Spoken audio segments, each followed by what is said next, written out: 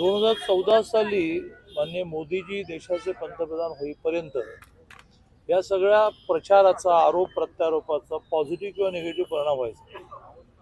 14ला मोदीजी पंतप्रधान झाले, देवेंद्रजी महाराष्ट्राचे मुख्यमंत्री झाले आणि 5 वर्षामध्ये आता विकासावर आणि चेहऱ्यावर मोदीजी आहेत ना करामत असं सुरू झाल्यामुळे हे आरोप प्रत्यारोप हे बुडबुडे आहेत, त्याचा काही उपयोग होत नाही.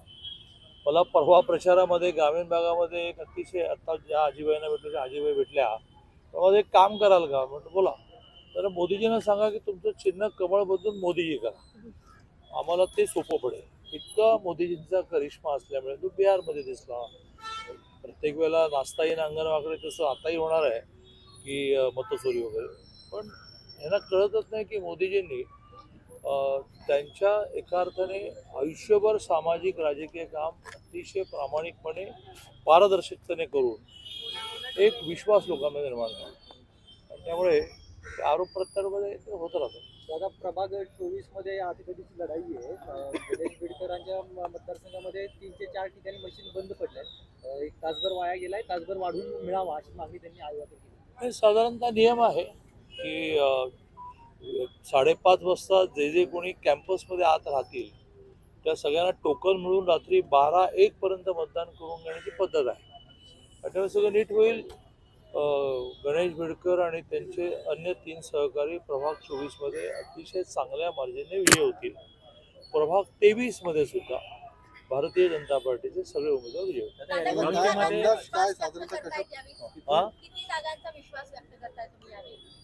हा 115 जागांना तर पर्याय नाही. 115 ते 125 मध्ये मात्र थोडी घासाघीस सुरू आहे. पण परवा प्रदेश अध्यक्ष रविजी चव्हाण येऊन त्यांनी 165 एकेका जागाचा आढावा घेतला आणि काही करेक्शन सुचवल्या. त्यातून 125 पण होते, पण 115 वर तुम्ही पैजा लावायला हरकत. निवडणुकीमध्ये 2017 नंतर आता 8 वर्षांनी निवडणूक होते. आधीच्या निवडणुका आणि यावेळी जरा जास्त जोर लावावा लागला. पूर्ण राजकीय जीवनाची पातळी पूर्ण खालावली.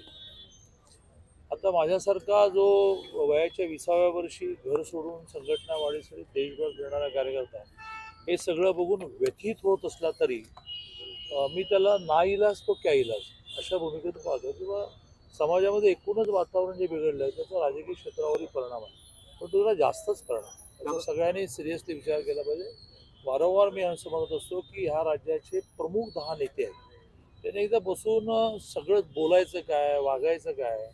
आपल्या घरातला मुलगा सुद्धा आरोपामध्ये सापडला तर रामासारखं अग्निदेवी आपण करणार की नाही, लक्षात आलं कोणाबद्दल म्हटलं. त्यामुळे ह्या सगळ्या गोष्टी बसून सेट करण्याची आवश्यकता. असा जो तुम्ही किस्सा सांगितला तर तो नेमकं काय म्हणणं काय होतं? मोदींबद्दलचं प्रेम लोकांमध्ये इतकं आहे ते व्यक्त करण्यासाठी मी म्हटलं की लोक म्हणाले कमळ तरी शोधावं लागतं, मोदीजी आमच्या हृदयात असतात.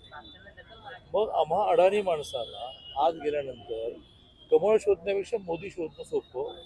त्याचा अर्थ असा होतो की मोदीजींची पॉप्युलरिटी इतकी वाढली की आरोप प्रत्यारोपाने काही फरक पडतो. दादा, गेल्या 15 दिवसांमध्ये अजित पवार विरुद्ध भाजप असाच सामना पाहायला मिळालेला होता. आता तुम्ही 115 पेक्षा जास्त जागा येतो असा विश्वास व्यक्त केलेला आहे. निकालानंतर अजित पवारांना तुम्ही महानगरपालिकेमध्ये सोबत घेणार आहात? कसं आहे की आमची पार्टी कधी फुटली नाही, मुख्यमंत्री बदलण्याचा कधी विषय आला नाही. याचं कारण आमची पार्टी नेतृत्व मानते, लोकशाही आहे. मतं व्यक्त करणं म्हणजे 40-42 वर्षाबरोबर काम केल्यामुळे मी वेगळ्या विषयांवर देवेंद्रजींशी भांडेन, माझं मत मांडेन. तर फायनली देवेंद्रजी म्हणतील ते फायनल. तसं आम्हाला 115 आणि रवीजी म्हणतात राज्याचे अध्यक्ष पण 125 जागा मिळाल्यानंतरही देवेंद्रजी म्हणाले की नाही आता सगळ्यांना सामावून घ्या, तर त्या प्रपोर्शन मध्ये आम्ही सामावून घेऊ. दादा म्हणतात की मला कुणाला सोबत घेण्याची गरज भासणार नाही, महापौर आमचं. असं आहे की दादांसारखे जे राज्यातले काँग्रेसचे नेते आहेत त्यांच्या ओव्हर कॉन्फिडन्सने आणि अतिशय उर्मट उद्धट, ते अजितदादांना म्हणत नाही मी, पहिलं शब्द काय वापरला की इन ऑल काँग्रेसवाले, ते काँग्रेसची वेगळी नावं त्या वेळेला निर्माण झाली. आमचं कधी बीजेपीची नावं नाही निर्माण झाली. अर्ज काँग्रेस, हे काँग्रेस, ते काँग्रेस, पवार काँग्रेस, अजित पवार काँग्रेस. त्या सगळ्यांचा ओव्हर कॉन्फिडन्स आणि बॉडी लँग्वेज उर्मट याच्यातून तर ते बॅकफुटला गेले आणि आमचा बुडबुडा न ठरता 14 ते आता 26 आम्ही सातत्याने 3दा मोदीजी पंतप्रधान झाले काय देवेंद्रजी मध्ये उद्धवजीने दगाफटका केला नाही तर सलग मुख्यमंत्री झाले असं करायचं कारण अतिशय नम्र मुंगी होऊन साखर का हा जो उद्धटपणा आहे त्याचे रिझल्ट त्यांना मिळत आहेत. दादा काय आव्हान